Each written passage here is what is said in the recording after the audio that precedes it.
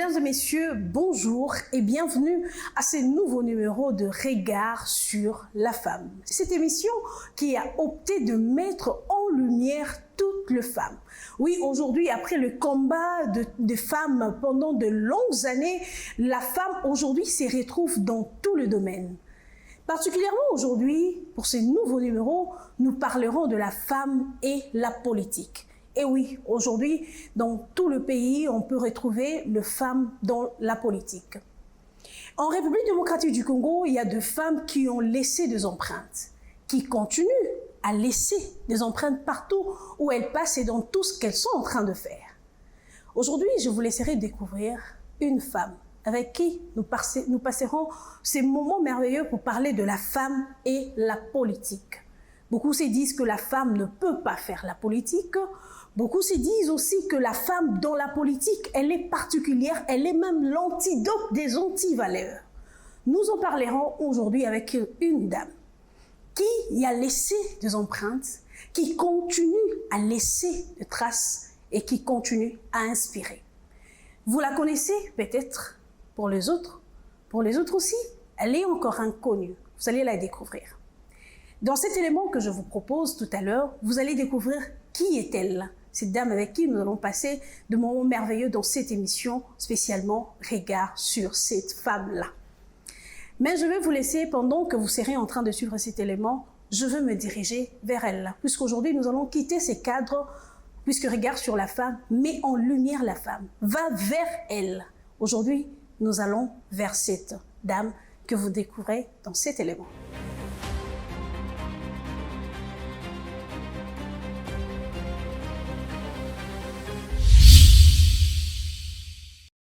Gisèle Ndaya Luseba est une personnalité politique de la République démocratique du Congo.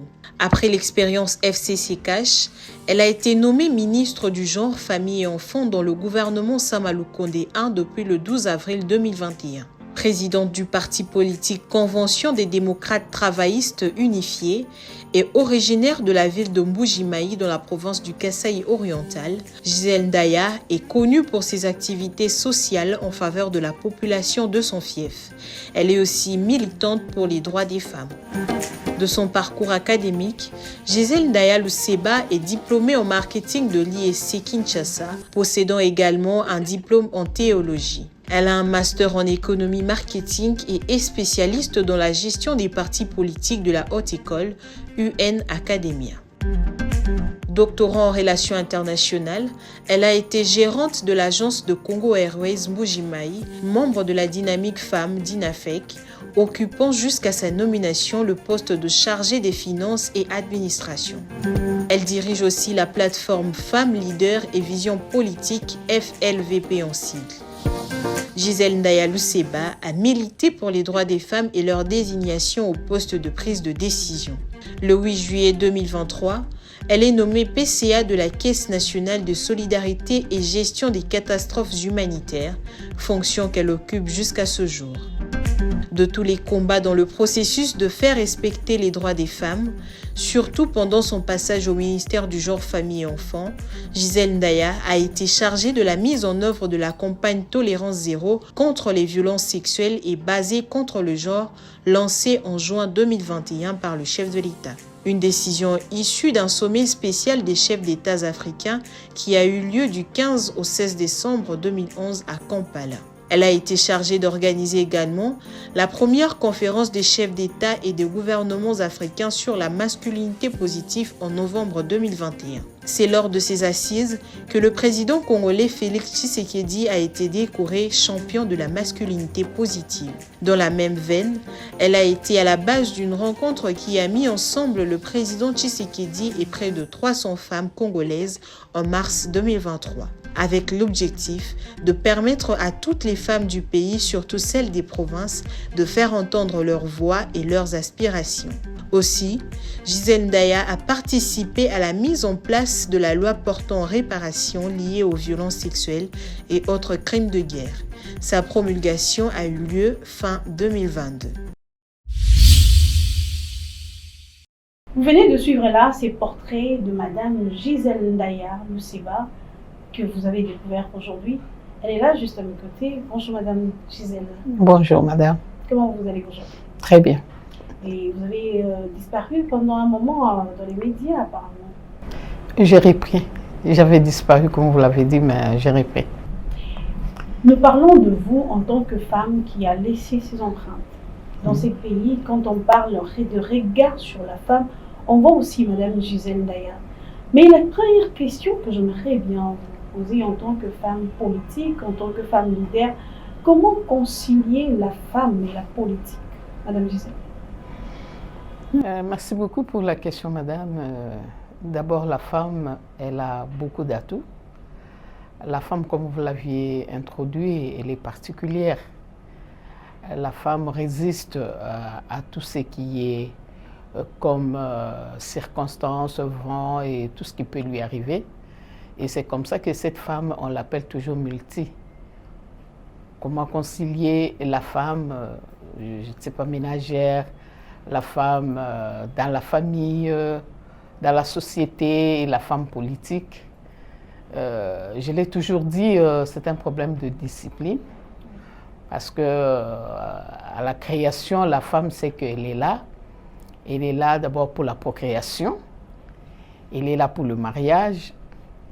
Elle est là pour servir dans la société. Et aujourd'hui, avec l'émancipation, la femme, elle est politique. Donc, elle doit comprendre qu'à tout échelon, à tout temps, cette femme, elle doit être là et participer. Être politique, je trouve que ce n'est qu'un complément de ce qu'elle doit faire, cette femme. Et durant tout son parcours, elle doit aussi servir son pays, nécessairement. Et c'est comme ça que je me dis aujourd'hui, c'est une discipline que je me suis donnée. Après avoir peut-être terminé avec la maternité, aujourd'hui, je m'occupe de la société, je m'occupe aussi de mon pays à travers la politique. Parce qu'en passant, je suis chef d'un parti politique. Donc dites-vous bien que j'ai un apport que je dois apporter dans mon pays. Pourquoi? Parce que si nous voulons parler de la femme comme nous l'entendons aujourd'hui, dites-vous bien que nous devons être là, nous devons être autour de ces tables de décideurs. Parce qu'elle n'est pas être là, dites-vous bien que demain, nous n'allons pas atteindre ce que nous nous sommes assignés comme objectif. C'est pourquoi la femme, elle doit être là comme politique aussi. La femme, elle doit être là comme politique, comme vous le disiez, mais j'aimerais bien savoir puisque notre émission, c'est Regard sur la femme. Oui. Votre regard personnel, Madame Gisèle, sur la femme congolaise. Cette femme qui, aujourd'hui, nous avons dernièrement été dans le bureau de vote, nous avons constaté que la femme était toujours minoritaire. Est-ce que vous pensez que la femme a réellement compris son rôle dans la société ou elle est encore dans la distraction pour la majorité? Non, c'est tout un processus parce que ça ne vient pas du coup comme ça. On a pris beaucoup d'années à faire croire à la femme qu'elle était là juste pour la maternité. C'est à peine, surtout chez nous au Congo, qu'on a essayé un peu de mobiliser la femme et la jeune fille pour la scolarité. Aujourd'hui, vous allez constater dans des instituts supérieurs, les universités, vous allez voir qu'il y a maintenant beaucoup de femmes. À l'école primaire aussi, il y a eu même une campagne qu'on avait lancée par le chef de l'État, toutes les filles à l'école. C'est pour vous dire que après l'école, après l'instruction, la femme, elle doit être là pour accompagner le pays. Et dans la politique, ce n'est pas facile pour la femme. Le temps qu'elle a mis à la maison, le temps qu'elle est restée dans ce qui est femme, aujourd'hui, elle doit participer, elle doit décider. Dites-vous bien d'abord, elle a un problème de temps, elle a un problème de moyens, elle a aussi un problème de compréhension. Oui. Parce que ce n'est pas facile d'entrer dans un milieu comme ça et qu'on vous laisse laisser le chemin. Non, ce n'est pas facile avec les hommes. Donc la femme doit tailler. Donc les hommes, si je comprends bien, sont un obstacle. Oui, les hommes, jusqu'à aujourd'hui, ils sont là comme obstacle. Je ne peux pas vous dévancer dans tout ce que vous avez peut-être à dire. Vous allez le constater même. Parce que hier, j'étais à la télévision, j'ai vu la consultation de la première ministre. Vous allez trouver dans des regroupements politiques, il y a peu de femmes. Donc, ils se choisissent eux-mêmes. Ils pensent que c'est eux qui ont le chapitre. Au moment aujourd'hui, avec l'émancipation, comme je l'ai dit, avec l'évolution, et pourquoi pas la mise en place de cette parité que le chef de l'État est en train d'installer. Donc, disons, c'est déjà un train qui est en marche, et aussi plus avec cette masculinité positive qu'il incarne, dites-vous bien que la femme a commencé aussi à être là, mais vous sentez que ça vient à petits pas, comme je l'ai dit, surtout par manque de moyens. Parce que l'homme a eu cette avance de s'approprier de tout, des postes, des moyens. Mais parce que la femme a reculé elle-même. Elle n'avait pas reculé parce que de tout le temps, même nos mamans, on ne les avait pas laissées quand même croire qu'un jour, elle pourra peut-être faire la politique. C'est arrivé après des décennies qu'on a constaté qu'il y a eu une, deux, et qui a peut-être cherché à ramener d'autres. Et aujourd'hui, on a quand même ce 30% de femmes dans la politique. Donc, c'est tout un combat que nous n'allons pas lâcher. Nous sommes là en tant que femmes leaders pour faire comprendre aux femmes qu'aujourd'hui, elles doivent être là. Avec ou pas, mais elles doivent être là, elles doivent se faire entendre. Et c'est seulement après qu'on pourra peut-être parler de femmes. Ça a déjà commencé, bien sûr. Aujourd'hui, nous avons la Première ministre, elle est là. Nous avons la gouverneure de la Banque centrale. Nous avons quand même un quota important dans les gouvernements et pourquoi pas dans d'autres institutions. Donc, c'est pour vous dire que les choses ont déjà commencé à aller. Et d'ici 2030, on parlera peut-être de 50-50 partout. Quand nous parlons de la femme, il y a aussi la jeune fille. Aujourd'hui, bien sûr. La dépravation de mœurs, Madame Gisèle, pensez-vous que le message passe? Vous voyez ce qui se passe sur les réseaux sociaux, ce qui se passe avec nos sœurs partout dans les rues. Vous pensez que le message passe vraiment dans nos familles? Je pose cette question parce que vous avez aussi été ministre du genre, famille et enfants. Pensez-vous vraiment que le message est en train de passer?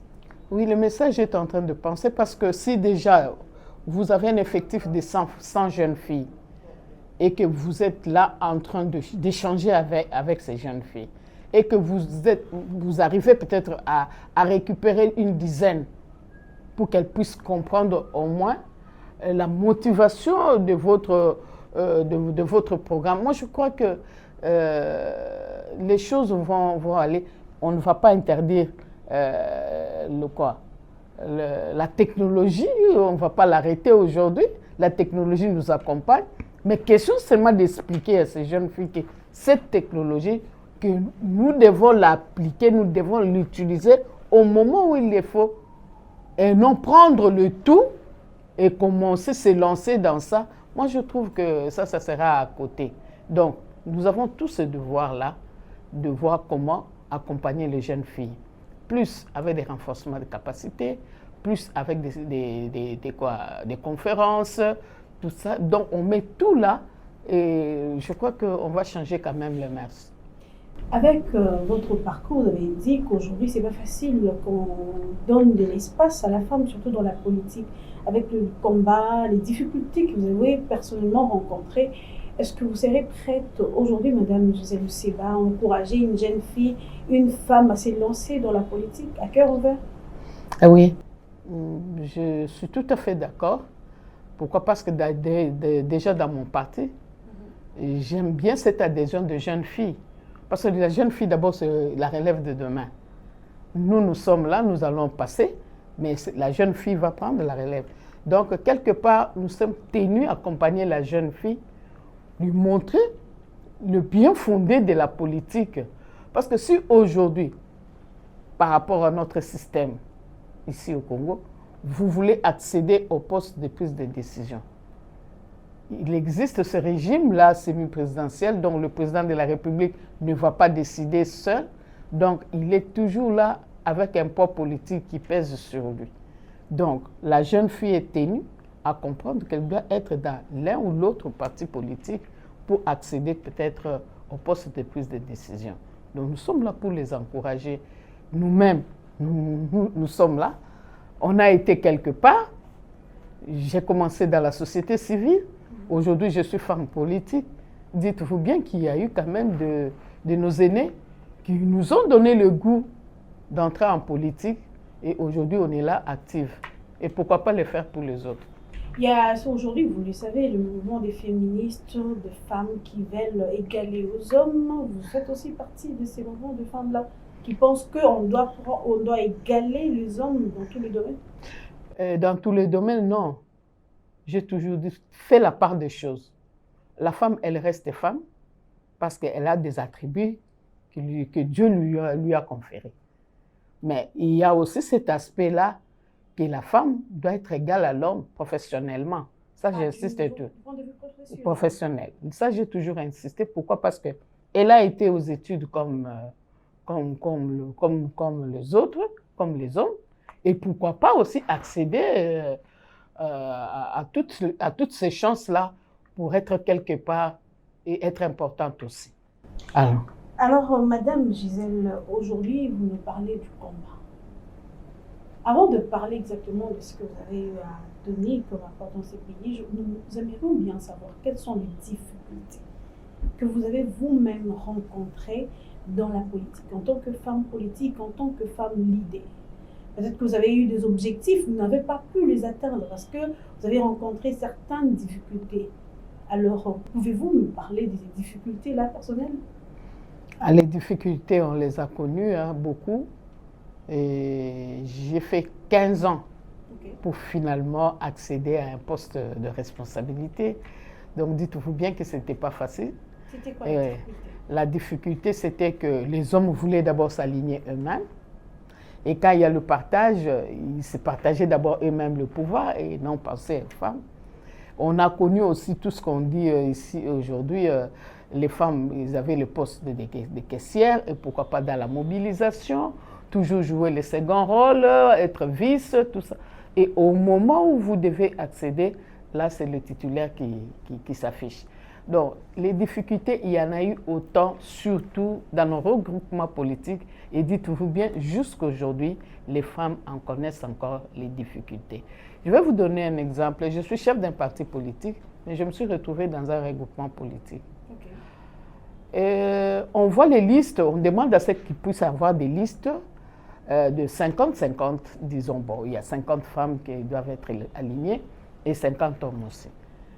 Mais on dépose ces listes, juste après quelques temps, les chefs des partis politiques rentrent pour retirer les listes et changer les noms, enlever les noms des femmes, mettre les noms des hommes. Dites-moi. Parce qu'on pense que la femme n'est pas compétente ou Non, pas du tout. Nous avons des femmes compétentes. Cela ne demande pas seulement que la femme soit instruite, qu'elle puisse avoir beaucoup de diplômes. Nous avons des femmes qui savent mobiliser. Nous avons des femmes qui ont des moyens. Parce que j'ai entendu, vous avez introduit pour dire que c'est une émission des femmes maraîchères et des femmes commerçantes, donc toutes tendances confondues. Donc, pour être leader, pour être quelque part, cela ne demande pas que tu puisses produire autant de diplômes. Parce qu'on en a vu même avec autant qui n'ont rien fait. Mais vous avez des femmes dynamiques, actives. Vous les trouvez au marché. Vous les trouvez dans les églises. Vous les trouvez partout, dans les structures des femmes. Elle sait parler, elle sait mobiliser. Donc ces femmes-là, moi je crois qu'elles peuvent aussi être un jour quelque part, comme peut-être députés, parler pour les autres, parce qu'ils l'ont toujours fait. Mais on ne les a pas donné cette opportunité. Enlever les listes de femmes pour remettre la liste des hommes. Et ce sont des choses que nous connaissons de tous les temps. Mais ce n'est pas pour autant que nous allons baisser les bras.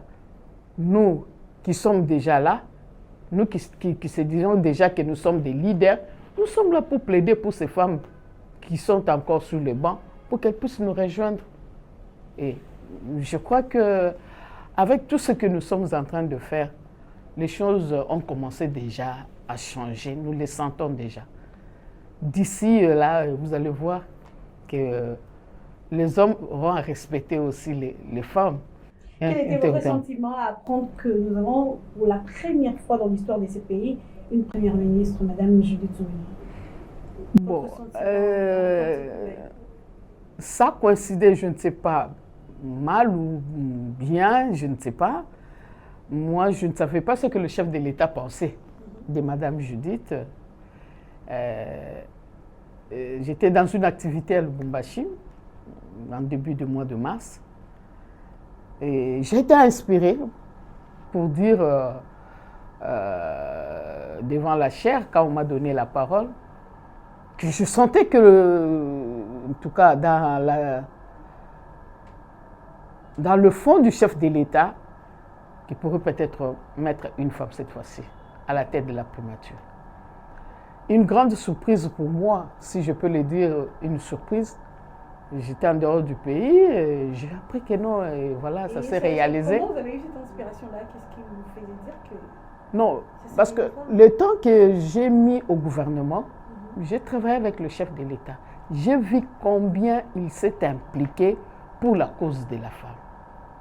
Alors, je voyais très mal comment il pouvait peut-être résister s'il y avait une femme compétente qui pouvait diriger le gouvernement ou être à la primature. Et là, il ne pouvait pas hésiter. Et c'est comme ça, bon, je me suis dit, bon, il en avait déjà prédit qu'après lui, il y aura une femme en tant que chef de l'État. Mais avant d'y arriver, vous passez d'abord par le gouvernement. Il y a la primature qui est là, il y a l'Assemblée. L'Assemblée, d'ailleurs, il y avait Mme Mabunda qui est passée. Mais la primature, c'est la première. Alors, il a osé, en tout cas, il a mis, comme on l'a dit, toujours là-bas très haut. Et aujourd'hui, nous avons Mme Judith Toulouka, Première ministre. Donc, dites-vous bien que ça s'est réalisé. Et on sait qu'après elle, il y en aura beaucoup qui l'aura fait pour la cause de la femme. Madame Gisèle Ndaya, savez-vous que partout où vous êtes passée, vous avez laissé les empreintes? Oui. En tout cas, j'ai vu votre CV depuis 2004. Vous êtes passé dans différentes institutions, vous avez servi ce pays et les gens ont parlé de vous. Dans nos enquêtes, nous avons interrogé quelqu'un qui a aussi eu ce plaisir-là de parler de vous, qui vous a suivi depuis toutes ces années et a eu ce plaisir-là de nous accorder une interview que nous allons vous proposer de suivre. Parce que si quelqu'un parle de vous, nous allons vous proposer de suivre cet élément et puis on va revenir tout juste après. Avec plaisir. Alors, s'agissant de ma femme, c'est d'abord une femme politique. C'est une femme leader. Leader, il faut la situer d'abord dans son espace géopolitique. Et c'est une femme de l'espace Grand Kassai, où elle a beaucoup lutté pour la considération de la femme, l'émergence de la femme, le développement de la femme. Vous savez déjà à peu près, vous avez une idée de la considération un peu d'une manière générale des hommes dans l'espace des Grands Kassai par rapport à la femme. Alors, elle a lutté beaucoup pour l'autonomisation de la femme. Alors, sur ce plan, j'aimerais dire que j'ai toujours cru en elle. J'ai boosté, j'ai tout fait pour qu'elle avance. Ma grande satisfaction, c'est que j'ai réussi à ce qu'elle atteigne le sommet dans sa lutte. Elle a occupé des fonctions, les fonctions les plus élevées dans la République démocratique du Congo, en étant ministre du genre, famille et enfants. Ça, c'est ma première satisfaction par rapport à cette femme-là, qui est arrivée au sommet. Elle a prouvé sans complaisance de quoi elle était capable. Et elle est, pour l'histoire de la RDC, l'artisane de la masculinité positive. C'est elle. Elle a fait plébisciter le président de la République démocratique du Congo pour qu'il soit déclaré le champion de la masculinité positive. Et là, je veux quand même dire un petit mot. Vous savez, ce qui me fait plaisir, ce n'est pas qu'elle a mené cette lutte-là, mais je voudrais quand même qu'il y ait de la reconnaissance par rapport à cette œuvre-là, où elle s'est engagée à réaliser ou à faire aboutir.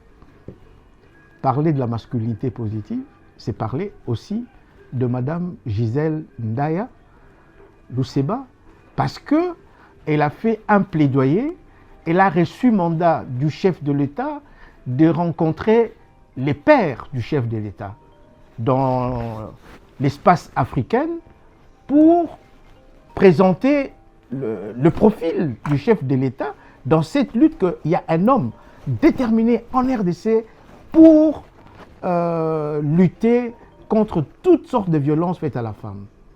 Et ce combat a abouti. Il a été déclaré champion de masculinité positive. Ça, c'est à son actif. De deux, pour la première fois dans l'histoire de la République démocratique du Congo, c'est Madame Gisèle Ndaya qui réunit toutes les femmes au Palais du Peuple. Et le chef de l'État est venu répondre. Mais ça n'a pas été facile. Ça n'a pas été facile. Mais pourtant, c'était un pari gagné. Donc, qu'est-ce qu'on peut donner encore de plus lorsqu'on aime son pays? On ne peut qu'être dévoué et avoir des actions qui peuvent parler. Au moins, c'est celles qui subsistent lorsque on a tout fait, il n'y a que des actions qui peuvent parler. Et pour terminer, il y a un adage qui dit « On ne demande pas à une femme à la maternité si elle est vierge ». Pour moi, je considère d'abord la femme par rapport aux défis actuels comme étant l'antidote d'un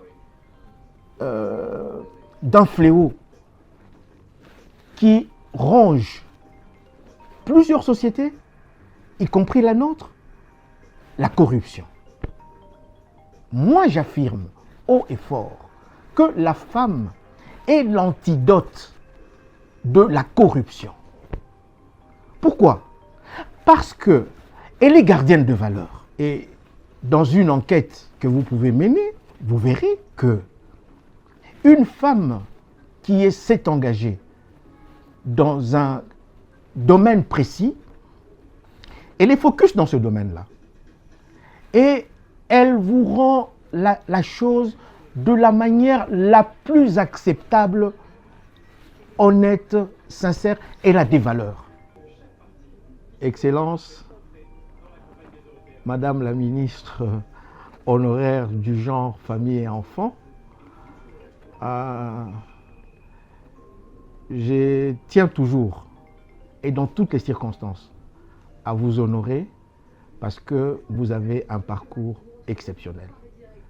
Et vous savez toujours que vous pouvez compter en toutes circonstances sur tout ce que je peux faire pour vous soutenir, pour vous permettre d'aller plus haut.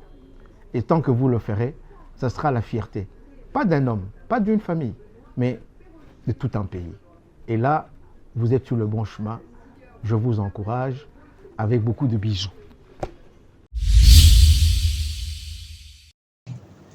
Avant nous revenons sur ces plateaux, après avoir suivi cette vidéo, quelle est votre réaction? Très émue et surtout c'était impressionnant. Oui, parce que je ne m'imaginais pas, mais seulement que je tiens à le remercier. C'est mon mari, mon ami. Actuellement, je l'appelle papa. Les temps que nous avons mis ensemble, c'est pas peu, hein. Plus de 3 décennies. Dites-vous bien que c'est pas facile. C'est quelqu'un qui m'a porté, qui m'a accompagné dans ma lutte. Et il a compris réellement que j'étais utile dans la société et pourquoi pas pour mon pays. Et son accompagnement était sincère parce que avoir un homme qui vous amène jusqu'au sommet, dites-vous bien que il a cru d'abord en vous. Et il vous a fait confiance et il attend aussi beaucoup de vous. C'est comme ça que son accompagnement n'a pas posé problème. Et toujours rassurant, il tient à ce que je puisse encore faire plus. Au moment où les hommes, certains hommes barrent la route aux femmes, mais il y a quand même un homme qui... Non, celui-ci, c'est parmi les champions de la masculinité positive. Les hommes qui veulent la promotion de la femme. Okay. Ah ouais. Et ils sont nombreux, oui. Nombreux aussi qui sont là, qui ne veulent pas de la promotion de la femme. Bon, qu'est-ce que vous voulez? C'est comme ça. Mais avec lui, je crois que la République démocratique du Congo peut compter aussi, il peut le compter aussi parmi les hommes. Il a parlé de vous, de ce que vous avez eu à donner pour ces pays pendant toutes ces années. Madame Lousseba, alors, parce qu'il a parlé aussi de sa plus grande satisfaction de vous voir ministre du Genre, Famille et Enfants pendant près de 2 ans. Alors, Madame Gisèle, vous-même personnellement, vous sentez-vous satisfaite de ce que vous avez donné pour ces pays ou vous sentez que vous avez encore des choses à donner, vous n'êtes pas encore satisfaite? Je venais à peine de commencer. Moi, je crois que j'ai encore beaucoup de choses à donner pour mon pays. Et surtout sur la promotion de la femme. Ce que j'ai fait, peut-être que ce n'est pas assez, mais il y a beaucoup encore à faire. Il y a encore beaucoup à faire. J'étais au ministère du Genre, Famille et Enfants, un méga ministère, un ministère très transversal, un ministère que les gens peut-être négligeaient, mais aujourd'hui qui a un grand apport à ce ministère. Parce qu'on l'a toujours considéré comme un ministère de plaidoyer, mais ce n'est pas aussi mal de faire des plaidoyers parce qu'on ne peut pas vous connaître, on ne peut pas vous reconnaître dans ce que vous êtes sans qu'il y ait plaidoyer. Alors, au niveau du ministère du Genre, il y a eu beaucoup de choses, des réformes que nous avons apportées. C'était quoi votre plus grand combat pendant que vous étiez? Le grand combat au ministère du Genre, c'était d'abord la promotion de la femme. Et on en trouve beaucoup instruites, beaucoup qui ont milité, mais qui ne se retrouvent pas dans le poste décisionnel. Alors là, j'ai trouvé que c'était injuste. Alors, il fallait travailler dur pour que cela arrive. Heureusement pour moi, tout est arrivé au moment où j'étais encore là, comme ministre. Je viens de parler de madame la gouverneure de la Banque centrale. Elle a été nommée quand j'étais ministre. S'il y a eu augmentation du quota dans le gouvernement par rapport à la participation de la femme, c'est le plaidoyer fait quand j'étais au gouvernement. Et je suis arrivée au ministère du Genre. J'ai trouvé beaucoup de dossiers encore en suspension. Donc, je devais travailler dur pour relever les niveaux du ministère du Genre. Par exemple, la campagne Tolérance Zéro, cette activité qui est restée durant des années, plus même d'une décennie, on ne savait pas y arriver pour éradiquer totalement les violences faites aux femmes. Je sais qu'aujourd'hui, on ne parlera pas aux mêmes statistiques ou au même taux par rapport à avant.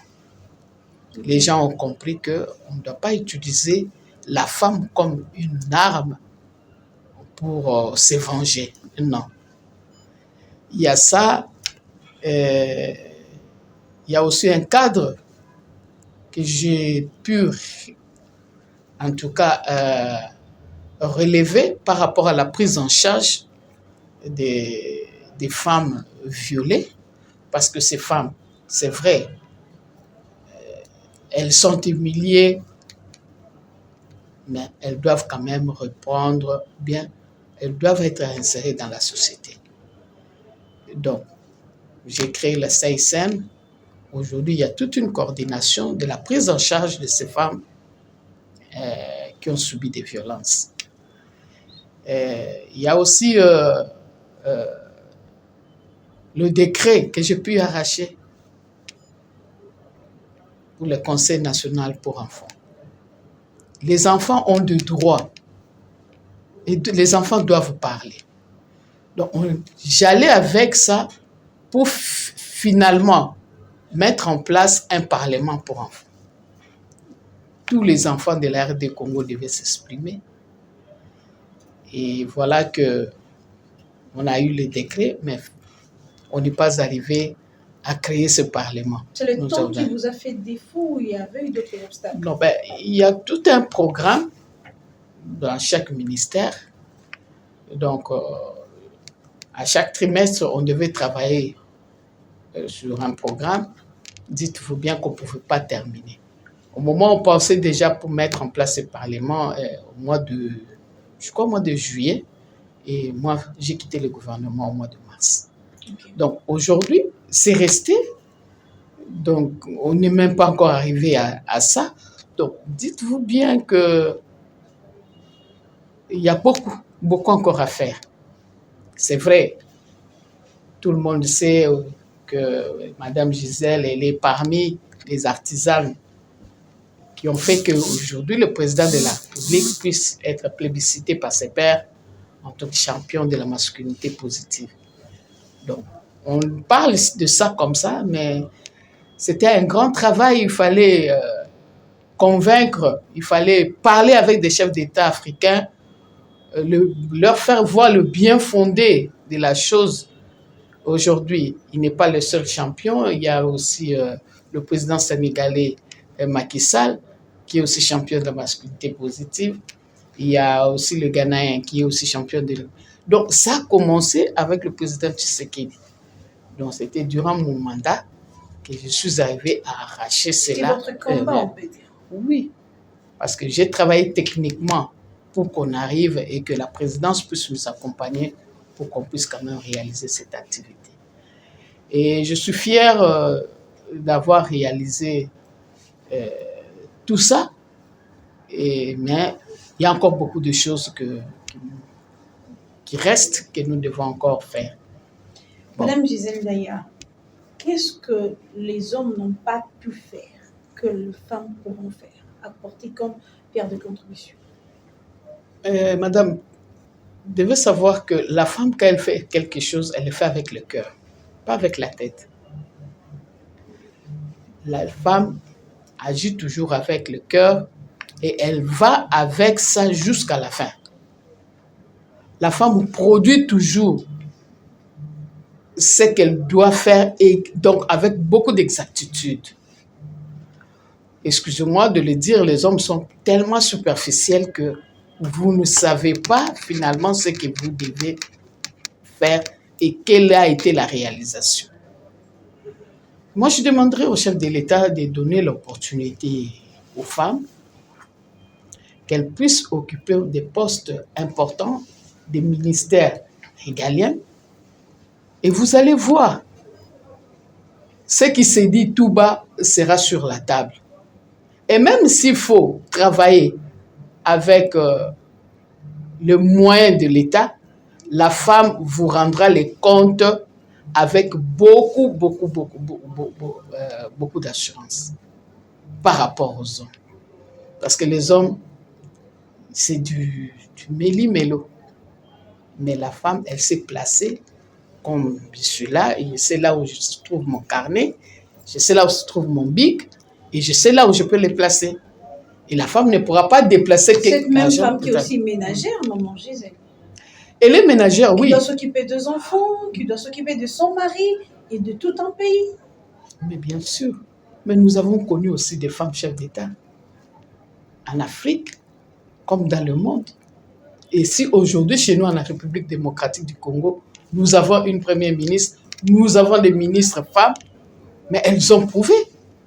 essayez de faire le tour, vous allez constater que toutes les femmes qui sont passées au gouvernement, en tout cas, je ne pense pas que vous allez les reprocher beaucoup de choses, non, pas du tout.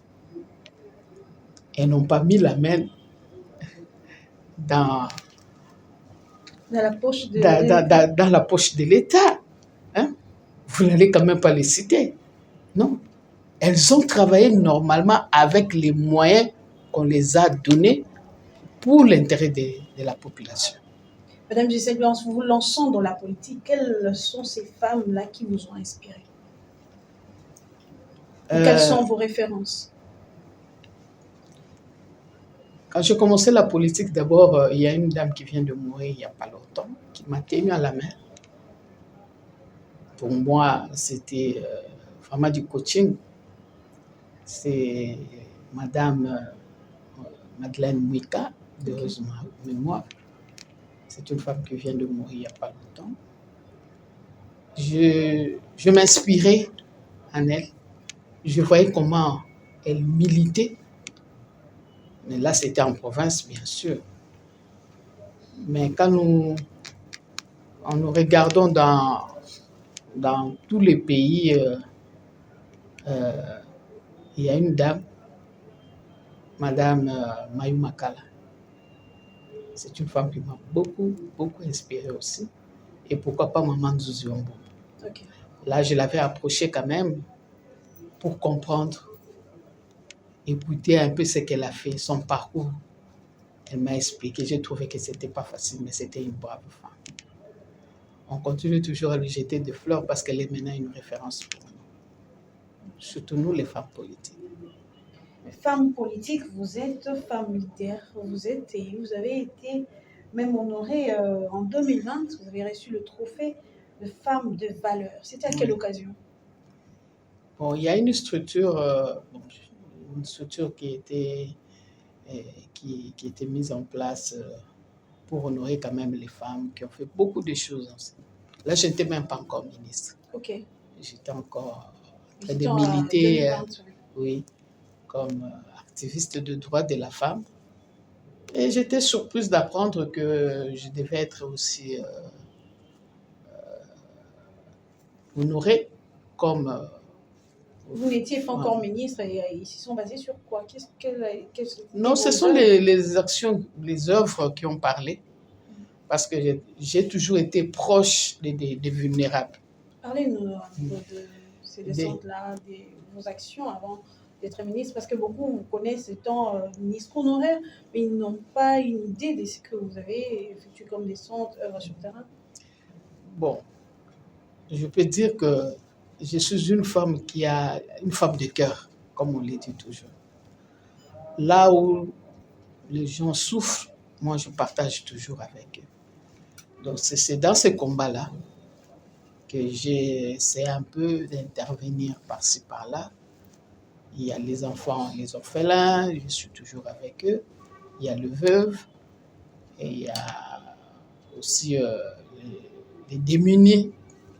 Donc, tout ce que je peux avoir pour moi, je me dis, je dois partager avec les autres. Alors, leur caméra est en train toujours de suivre. Et finalement, ils en ont comptabilisé tellement que c'était beaucoup, ils se sont dit non. D'abord, c'est spontané ce qu'elle est en train de faire. Avec ces peu de moyens, voilà, elle réalise quand même des choses. Parce que je suis arrivée même au niveau de prendre les enfants de la rue, les amener chez moi à la maison. Okay. Les faire instruire. Et aujourd'hui, ce sont des messieurs. C'est pour vous dire que ça n'a pas commencé aujourd'hui. Pour moi, je dis que c'est un don que Dieu m'a donné. C'était un peu ça. Je vous ai entendu dire tout à l'heure que vous n'avez encore rien fait. Vous n'êtes qu'au début de ce que vous souhaitez faire.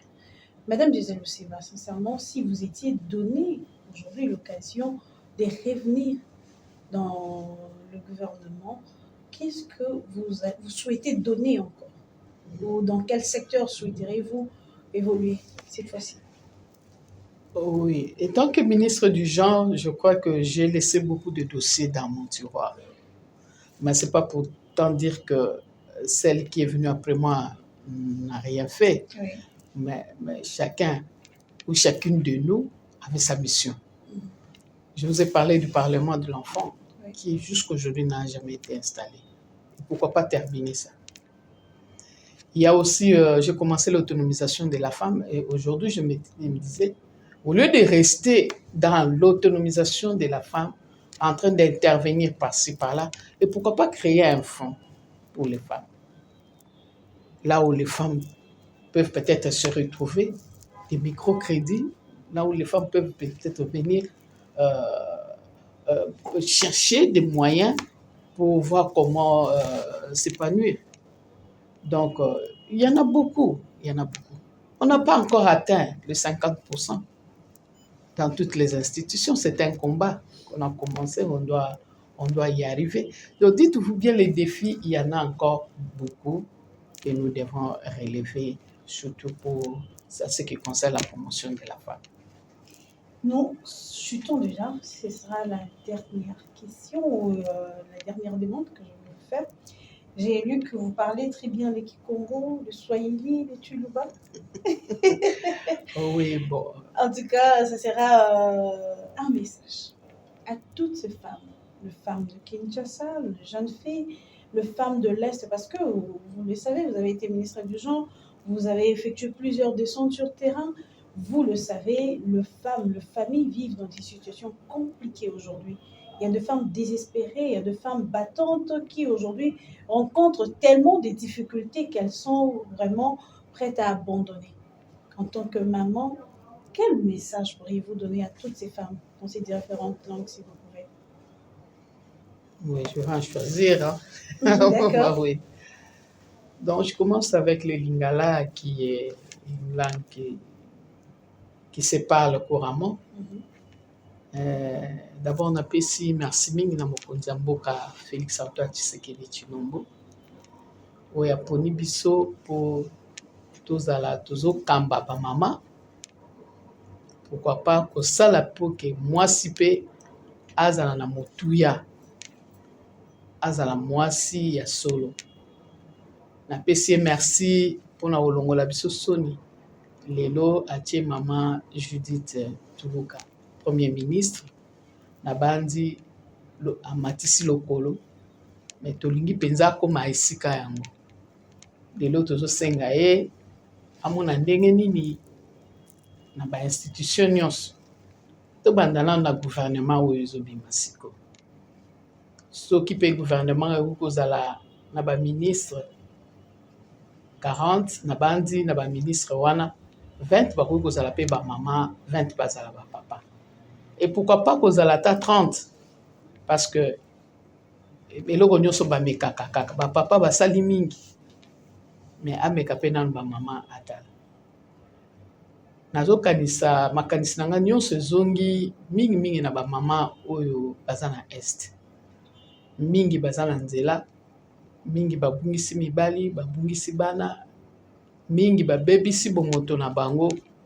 Nazalaki ministre Jean nayebi pasi wana. Ya liboso tozosambela Nzambe bitumba esila. Eloko nyonso ezalaka na ebandeli ezalaka pe na suka. Bitumba esila pe na nsima nazoyebisa bamama nyonso batelema nsima mokonzi ya mboka basoutenir ye mpona manda oyo ya mibale ezala mpenza manda ya solo ya peuple, parce que ezali manda ya social. Nyonso ezo pembeni kaka ya mama. Pembeni kaka ya mama mpona nini? Parce que mama nde abatelaka, aliesaka, alalisaka, atangisaka. Donc mama aza na responsabilité monene. Yango wana biso ndimaki depuis le 8 mars 2023 toyebisaka mokonzi ya mboka toza nsima na yo. Lelo yo tondimi pe lisusu tolobi mokonzi ya mboka iyo toza na nsima na yo, me pesa pe biso oyo esengeli biso ba mama tozwa pe indépendance wana. Voilà un peu message naza nango mokolo ya lelo. Natomeli ba mama nyonso ya RD Congo, Mbote, Longonia, mingi na mama Judith Tuluka, Nzamba pambola ye, asala musala na ye malamu. Merci. beaucoup maman Gisèle Ndaya Luseba, cette femme d'honneur qui a reçu, qui a accepté de nous recevoir. Merci pour cet honneur, maman. Voilà, c'est la fin de notre émission d'aujourd'hui. Nous parlons de la femme dans la politique. Et cette femme qui a laissé ses empreintes, qui a aujourd'hui, vous avez suivi, et elle n'est qu'au début, elle n'a encore rien fait. Donc elle a encore beaucoup à donner. Femmes, réveillons-nous. Femmes, prenons conscience de notre apport dans ces pays. Prenons conscience de notre apport non seulement dans nos familles, mais dans ces mondes. Nous donnons la vie. Nous changeons et nous faisons basculer tout dans notre entourage. Amoureux téléspectateurs, portez-vous bien chez vous et le rendez-vous est donné pour le prochain numéro. Au revoir.